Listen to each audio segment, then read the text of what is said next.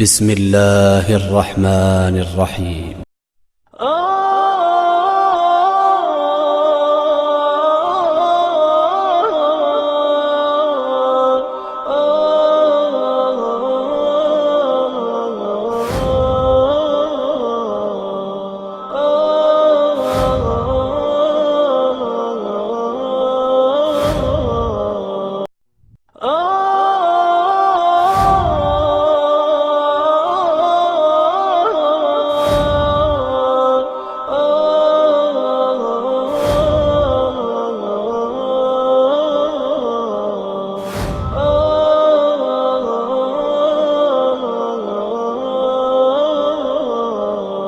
تقاریر کا سلسلہ شروع ہونے جا رہا ہے۔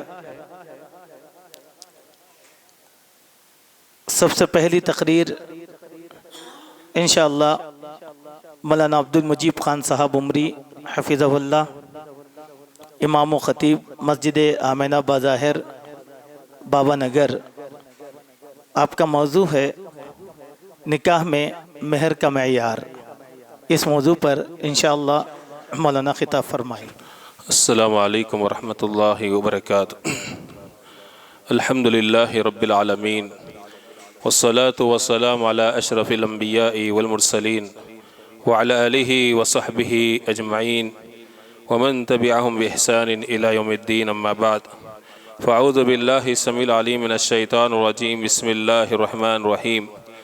وآتوا النساء صدقاتهن نحلہ فَإِن طِبْنَ لَكُمْ عَنْ شَيْءٍ مِّنْهُ نَفْسًا فَكُلُوهُ هَنِيئًا مَرِيئًا۔ قابل احترام ذمہ داران جمعیت، ذمہ داران مسجد، علماء کرام، معزز سامعین و سامعات، ہر طرح کی تعریف بزرگی اللہ رب العالمین کے لیے ہے۔ فَلِلَّهِ الْحَمْدُ عَلَىٰ كُلِّ حال۔ درود و سلام ہو میرے اور آپ کے نبی جناب محمد رسول اللہ پر۔ اللہم صلی علی محمد وعلی آل محمد کما صلیت علی ابراہیم وعلی آل ابراہیم انک حمید مجید۔ اللہم بارک علی محمد وعلی آل محمد کما بارکت علی ابراہیم وعلی آل ابراہیم انک حمید مجید۔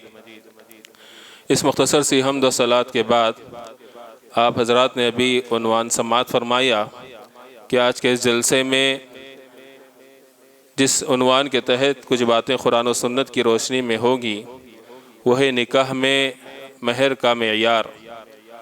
معزز حاضرین جلسہ، اللہ رب العالمین نے پیارے نبی جناب محمد رسول اللہ صلی اللہ علیہ وسلم نے خواتین کے بہت سے حقوق بتلائے ہیں۔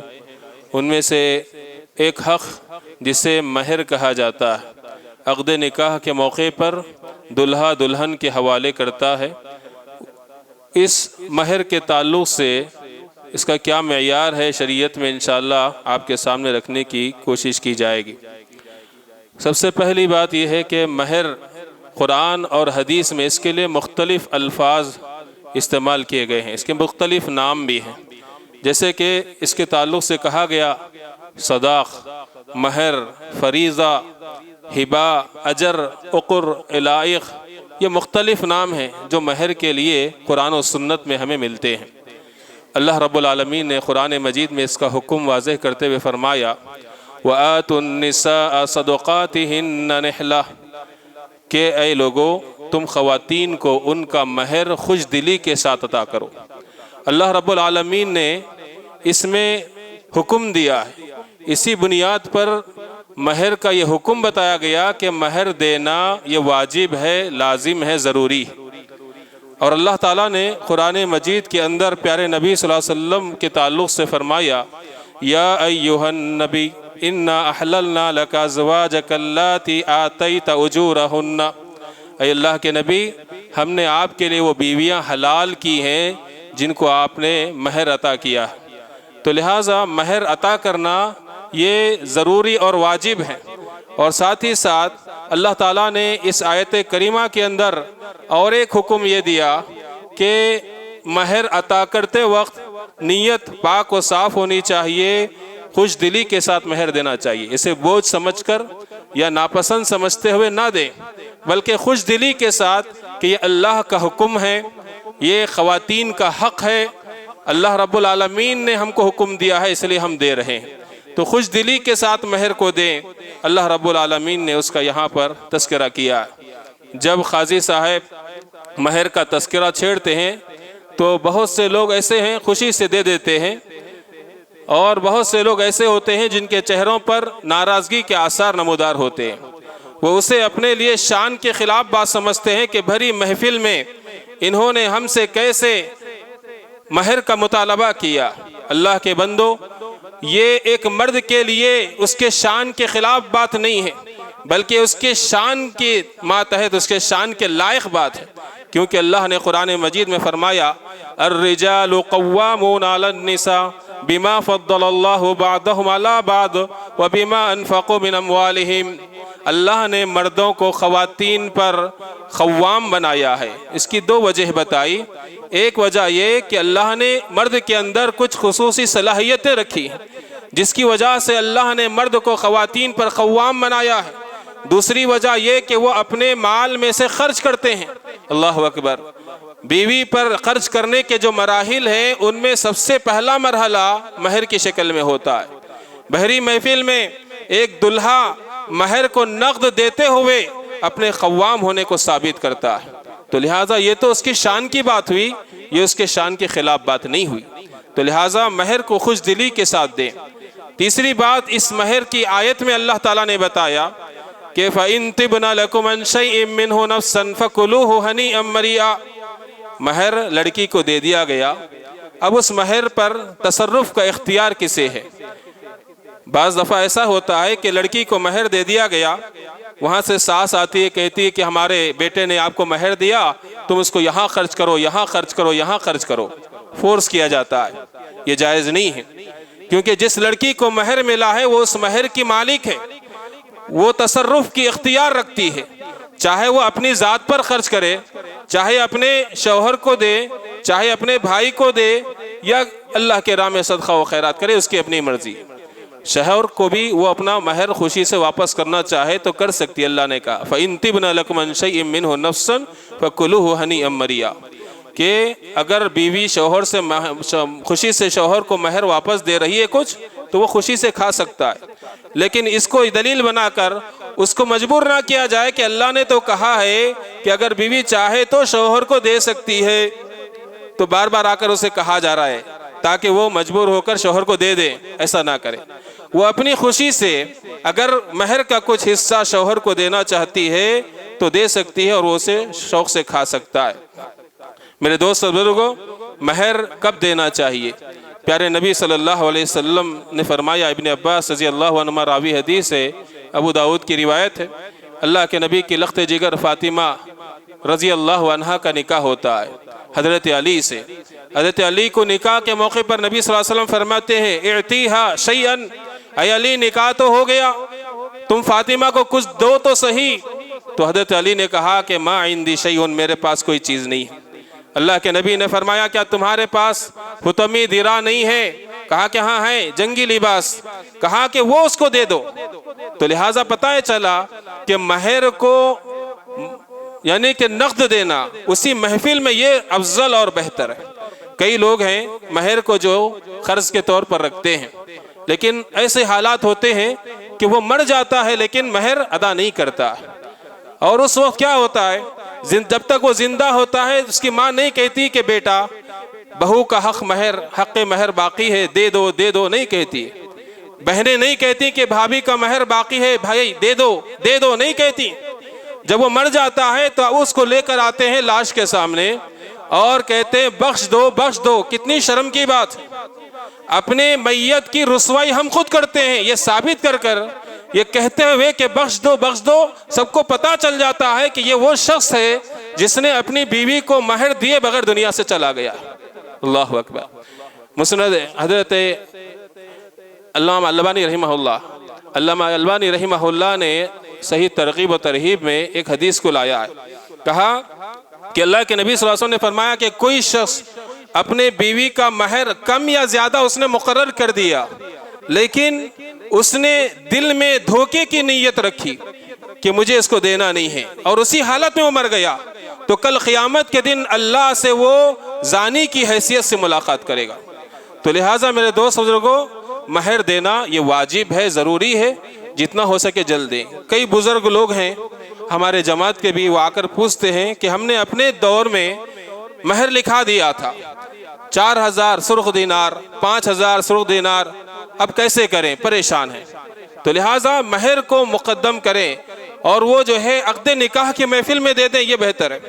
اب آئیے ایک سوال یہ ہے کہ مہر کا معیار کیا ہوگا؟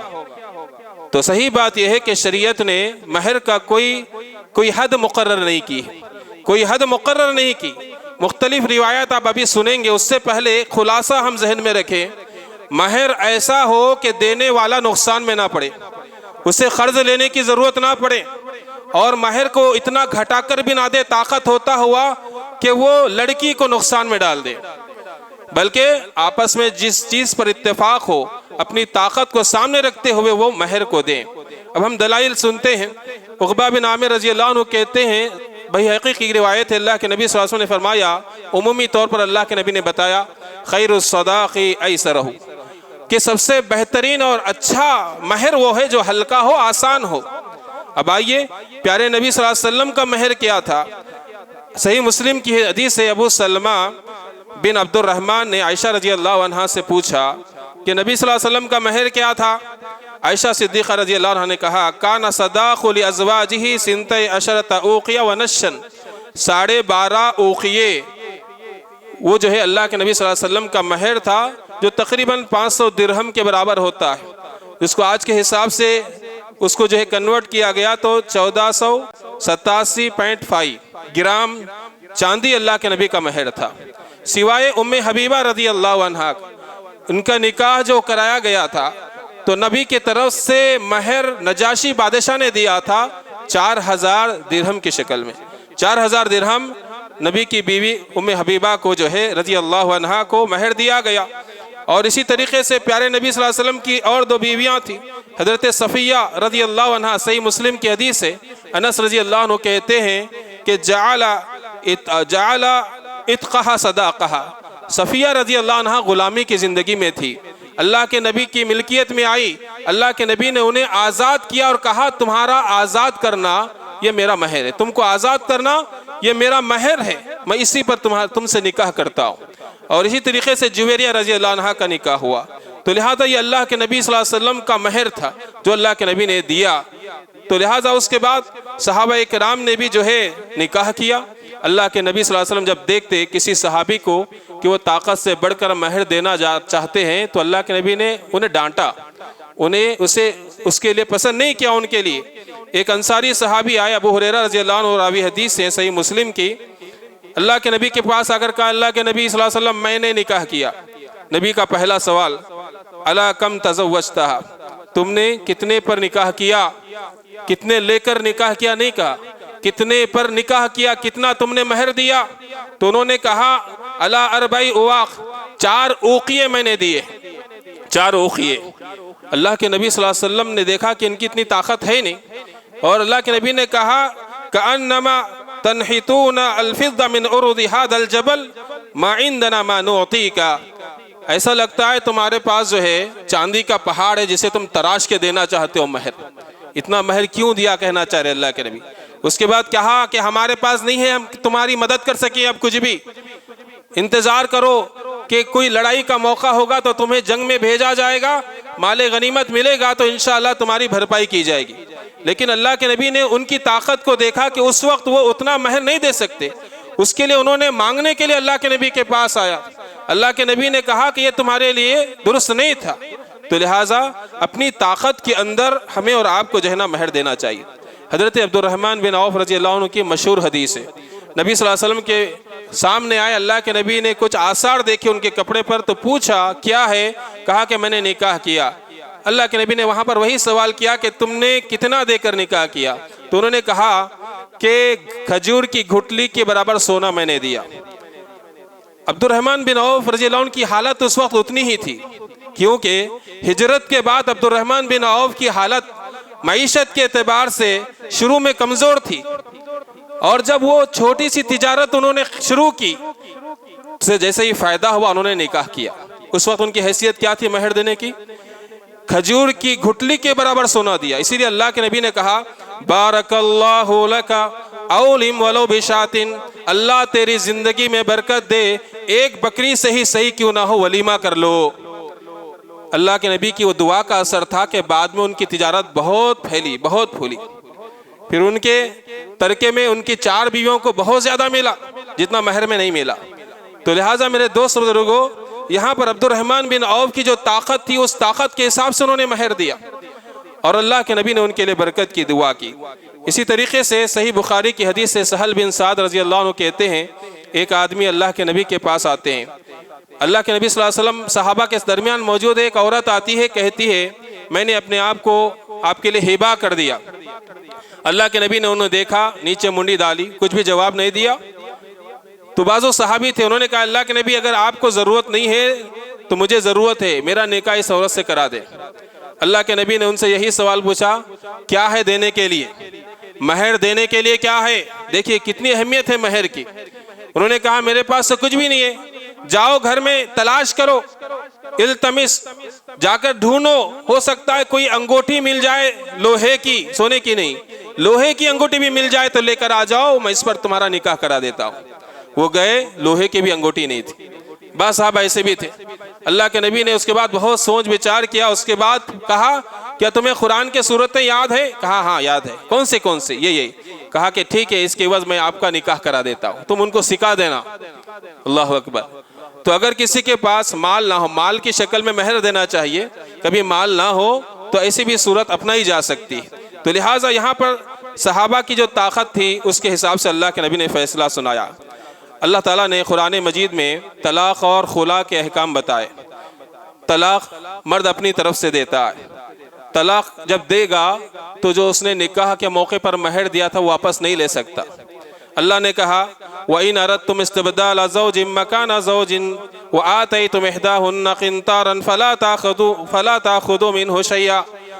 اللہ نے کہا اگر تم کسی بیوی کو طلاق دینا چاہتے ہو، دوسری پھر کرنا چاہتے ہو، تو اگر تم نے ان میں سے کسی کو خزانے کے برابر بھی مہر دیا ہے تو اس میں سے ذرہ برابر بھی واپس نہیں لے سکتے۔ اب مسئلہ کیا ہے؟ طلاق میں مہر واپس نہیں لے سکتا آدمی، لیکن یہاں پر ہمارے ٹاپک کے حساب سے مسئلہ یہ ہے کہ یہاں پر معیار کیا تھا؟ اللہ نے کیا بتایا کہ اگر خزانہ بھی دو تم، یعنی اگر آدمی کے اندر اتنی طاقت ہے خزانہ دے سکتا ہے، خزانہ 1 تولہ 2 تولے کو بولتے، خزانہ مال کثیر کو کہتے، اتنا بھی اگر مہر دو، یعنی اجازت ہے کہ اگر آدمی کی طاقت ہے کہ وہ زیادہ مہر دے سکتا ہے جس سے وہ نقصان میں نہیں پڑ سکتا ہے تو وہ دے سکتا ہے، جائز ہے اس کے لیے۔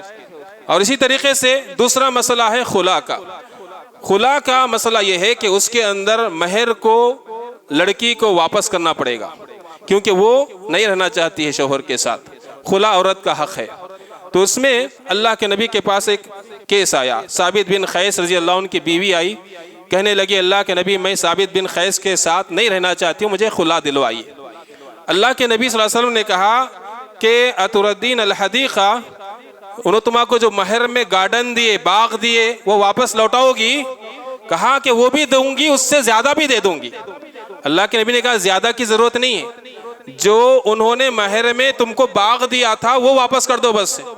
پھر ثابت بن قیس کو کہا اقبل الحدیقہ وطلقها تطلیقۃ، اے ثابت بن قیس تم اپنا باغ لے لو اور اس کو 1 طلاق دے کر چھوڑ دو۔ اللہ اکبر۔ یہاں پر کیا بات معلوم ہوئی؟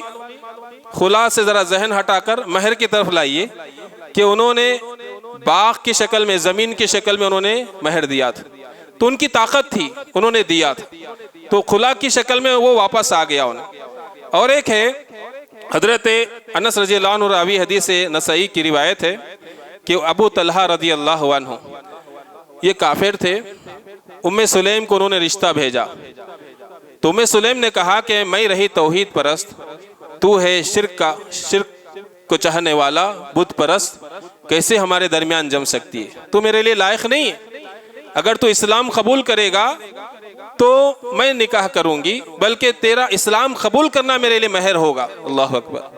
آج جو خواتین لڑکیاں کالجوں میں غیر مسلمین کے ساتھ جانا کو فخر سمجھ رہی ہیں، فیشن بن چکا ہے، وہ جانے غیرت مند خاتون کون ہوتی ہے؟ جس کے اندر ایمانی غیرت ہوتی ہے، وہ ایمان کا سودا شادی کے لیے ہرگز نہیں کر سکتی۔ ام سلیم نے کہا کہ میں تم سے نکاح کروں گی، تم کو اسلام لانا پڑے گا، تم اگر اسلام لاؤ گے تو میرا وہی مہر شمار ہوگا، اور وہ اسلام لائے اور واقع میں ویسے ہی ہوا۔ اللہ اکبر۔ تو یہ بھی ایک شکل تھی معیار مہر کا نبی کے زمانے میں۔ اب آئیے ایک اور مہر ہے جسے کہتے ہیں مہر مثل۔ ابن مسعود رضی اللہ عنہ کے پاس ایک مسئلہ آیا کہ ایک شادی ہوئی، دلہا جو ہے ایجاب و قبول ہو گیا، گواہ بھی تھے، سب کچھ ہو گیا، مہر مقرر نہیں ہوا تھا، اور اس دلہے کا انتقال ہو گیا، تو وہ کتنا مہر اس کی طرف سے بیوی کو دیا جائے گا، کیونکہ عقد نکاح تو ہو چکا تھا، مہر ضروری ہے۔ تو ابن مسعود کے پاس رضی اللہ عنہ کے پاس اس وقت کوئی دلیل موجود نہیں تھی، تو انہوں نے اس وقت کوئی فیصلہ نہیں کیا۔ اس کے بعد چند دنوں کے بعد ان سے کہا کہ دیکھو میں اجتہاد کرتا ہوں، اجتہاد یہ ہے کہ اس عورت کو مہر مثل دیا جائے گا۔ مہر مثل کسے کہتے ہیں؟ نکاح کے موقع پر اگر مہر متعین نہ کیا جائے، بعد میں اگر مہر دینے کی بات آئے تو مہر مثل دیا جائے گا۔ مہر مثل کہتے ہیں کہ اس عورت کے بہنوں کو کتنا مہر ملا، یا پھر ان کا کوئی مہر مقرر ہے کیا، یا اس عورت کے پھوپھو کا جو مہر مقرر ہے اس حساب سے یہ مہر دیں گے اس کے جائیداد میں سے، چونکہ وہ مر چکا تھا، تو لہٰذا اسے کہتے ہیں مہر مثل۔ تو یہ مہر کی مختلف شکلیں آپ کے سامنے رکھی گئی، اور خلاصہ یہ ہے کہ جب مہر دینے کی باری آئے تو ہمیں چاہیے کہ یہ بات ذہن میں رکھیں کہ یہ اللہ کا حکم ہے، نیتیں خالص رکھیں، پاک و صاف رکھیں کہ یہ اللہ کا حکم ہے، اس لیے ہم مہر کو دے رہے ہیں۔ شان و شوکت کے لیے مہر نہ دیں کہ لوگوں کے طعنوں سے بچنا ہے، ایسا نہیں، اللہ کا حکم ہے اس لیے مہر دیں۔ اور مہر دیتے وقت جو ہے ہمیں یہ بات ذہن میں رکھنا چاہیے کہ مہر یہ لڑکی کا حق ہے، وہ اس کی مالک ہے، اس میں اس کو تصرف کا اختیار ہے، اور ساتھ ہی ساتھ اللہ کے نبی صلی اللہ علیہ وسلم نے طاقت سے بڑھ کر مہر دینے کو پسند نہیں کیا۔ کسی کی طاقت میں زیادہ مہر دینے کی طاقت ہے تو وہ دے سکتا ہے، اور مہر طاقت ہوتے ہوئے اتنا کم بھی نہ دے کہ خاتون کا نقصان ہو، دلہن کا نقصان ہو۔ اور ساتھ ہی ساتھ اللہ کے نبی صلی اللہ علیہ وسلم کے صحابہ نے مہر سونے کی بھی شکل میں دیا، چاندی کی بھی شکل میں دیا، سونے کی بھی شکل میں، زمین کی بھی شکل میں دیا، تو لہٰذا اپنی طاقت کے اوپر یہ چیز ڈیپینڈ کرتی ہے۔ اور ساتھ ہی ساتھ مہر مثل کا بات بھی آپ کو سامنے رکھ دی گئی تھی، تو لہٰذا یہ کچھ مختصر سی باتیں تھیں مہر سے متعلق۔ اللہ سے ہم دعا کرتے ہیں اللہ تعالیٰ اس معاملے میں جو بے اعتدالیاں ہو رہی ہیں اللہ تعالیٰ اس کی اصلاح فرمائے، اور ہم چونکہ اہل حدیث ہیں تو ہمیں چاہیے کہ مہر کے تعلق سے تساہلی کا مظاہرہ نہ کریں، سنت کی روشنی میں ہم جو ہے مہر کو ادا کریں، نقد ادا کریں، اسے ادھار نہ رکھیں، کبھی اس میں غفلت ہو جاتی ہے، موت واقع ہو جاتی ہے، تو لہٰذا ہمیں جو ہے اب ان کی زندگی میں مہر دینا چاہیے، اور مہر کو آسان بنائے اپنی طاقت کے حساب سے کہ نہ ہم نقصان میں پڑے نہ لڑکی کو جو ہے نقصان پہنچائے۔ اللہ سے ہم آخر میں دعا کرتے ہیں اللہ ہمارے کہنے اور سننے میں اخلاص و للہیت عطا فرمائے، قرآن و سنت کی روشنی میں زندگی گزارنے کی توفیق عطا فرمائے، آمین۔ وآخر دعوانا ان الحمد للہ رب العالمین۔ السلام علیکم ورحمۃ اللہ وبرکاتہ۔